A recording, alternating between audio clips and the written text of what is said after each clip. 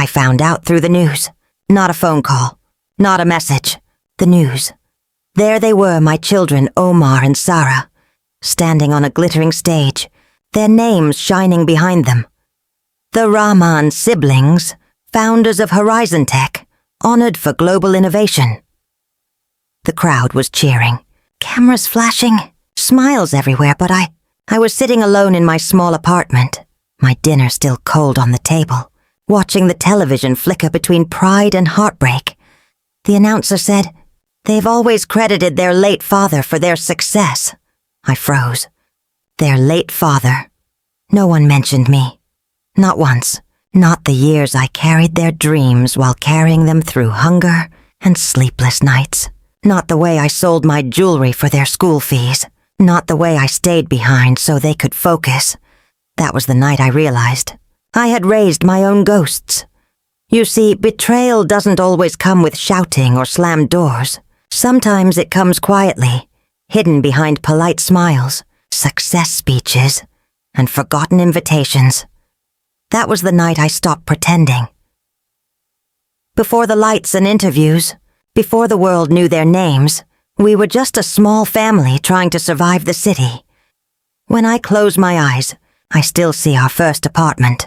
One room, cracked ceiling, and walls that carried our laughter like it was something sacred. Farid worked as an electrician. I tutored children in the neighborhood. We didn't have much, but what we had felt enough. Omar was bold, curious, and clever, always saying, "Why not?" Sara was gentle, thoughtful, always dreaming. Farid would look at them and say, "These two will take us out of the dark one day." And they did, just not in the way we imagined. We sacrificed everything. Farid took extra shifts. I sold my wedding bangles for Sarah's first laptop. We told ourselves it was worth it, that someday our children would thank us. They studied hard. They earned scholarships abroad. The day they left, I cried like I was losing pieces of my own soul. Farid smiled through his tears and said, "Let them go, Nadia. They'll come back stronger." But when they came back, something happened. It happened on a Sunday morning. The air was heavy, like even the sky knew something was about to change. Farid had been sick for weeks, but he kept saying it was nothing. He smiled through the coughing, pretending to fix the old radio in our living room. He said, "Once Omar's company starts, we'll go on a vacation. Nadia, maybe by the sea." That morning, I made his favorite tea. Too sweet. Just how he liked it. When I called him, he didn't answer. He was sitting on the chair, his head tilted, eyes half open. Peaceful. Too peaceful. And just like that, he was gone. When Omar and Sara arrived that evening, they didn't cry. Omar's first question wasn't, "Are you okay, Mom?" It was, "Did Dad leave any documents or property papers?" My heart stopped for the second time that day. The funeral was small. When everyone left, I sat beside his empty chair, holding his prayer beads, whispering, "We did everything for them, didn't we?" But the silence didn't answer. After his death, I hoped the children would come more often, but the visits grew shorter. The calls became colder. One evening, a letter arrived. A fancy one, gold lettering, glossy paper. It was an invitation. Horizon Tech, 10 years of innovation celebration. My heart fluttered. Finally, they wanted me there. I called Sara and asked what I should wear. She paused and said softly, "Mom, it's a formal event. Maybe it's better if you don't come. The press will be there." That was the night I watched them on TV, thanking the world, forgetting me. And that was the night I stopped waiting. After Farid was gone, the house felt bigger than before. Every sound echoed. Every silence, too. I kept everything just as it was. His slippers, his cap, his mug with the chipped handle. Maybe I believed that one day Omar or Sara would come and notice. But they didn't. At first, they visited on weekends, then once a month, then only when it looked good on social media.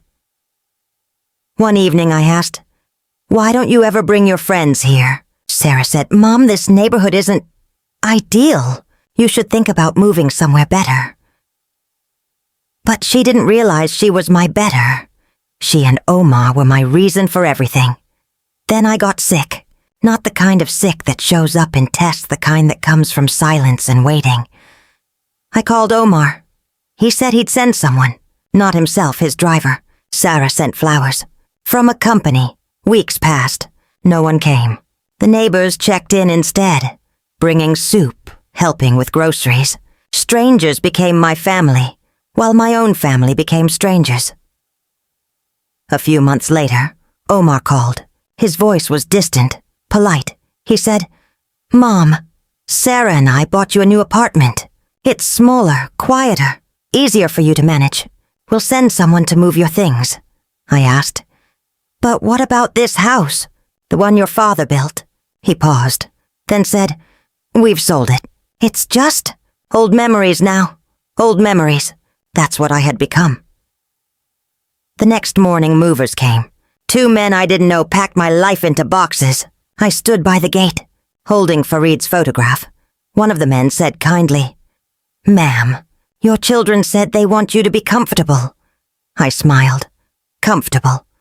That word again. They never came to see the new place, and I stopped waiting. The world praises Omar and Sara, the siblings who changed the world. But I wonder if they ever think of the woman who changed their diapers. If someone asks me what betrayal feels like, I'll tell them this. It doesn't feel like a knife. It feels like distance. Like a voice fading year after year until it disappears. And love? Love feels like waiting for a knock that will never come. They say success changes people, but no one ever warns you. It can erase the ones who gave it meaning.